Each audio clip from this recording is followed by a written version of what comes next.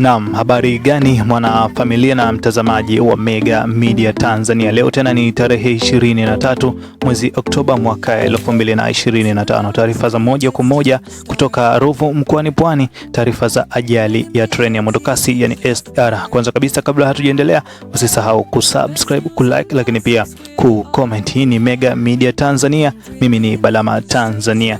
Treni ya mwendokasi SGR imeripotiwa kuacha njia yake na kupata ajali katika eneo la Ruvu mkoani Pwani asubuhi hii leo, ikiwa inatokea jijini Dar es Salaam kuelekea Dodoma, ambapo abiria wawili waliongea na waandishi wa habari wamesema hawajamwona yoyote aliyejeruhiwa isipokuwa ni hofu tu iliyowapata wachache. Mpaka sasa bado chanzo cha ajali hiyo hakijafahamika, isipokuwa tu ni distraction za treni kama ambavyo imeweza kuonekana kwenye picha mgando na picha mjongeo katika picha hii hapa. Msemaji wa shirika la reli TRC Fred Mwanjala, ambaye alizungumza pia na vyombo vya habari, amesema amekiri kupokea taarifa hizo za treni kupata ajali kwa kuwa ndio kwanza tumezipata kwa sasa.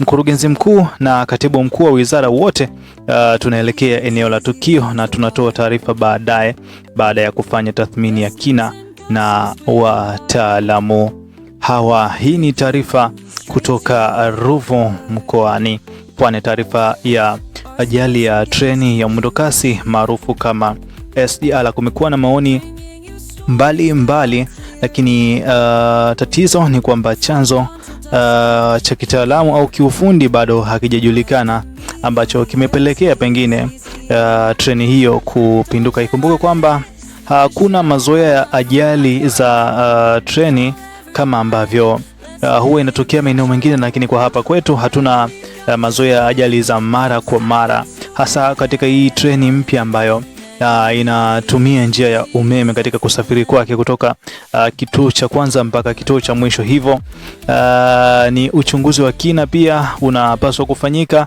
ili taarifa za pili ziweze kutoka kuhusiana na chanzo cha ajali hiyo. Pia unaweza kutuandikia maoni yako kupitia sehemu ya comments. Hii ni Mega Media Tanzania.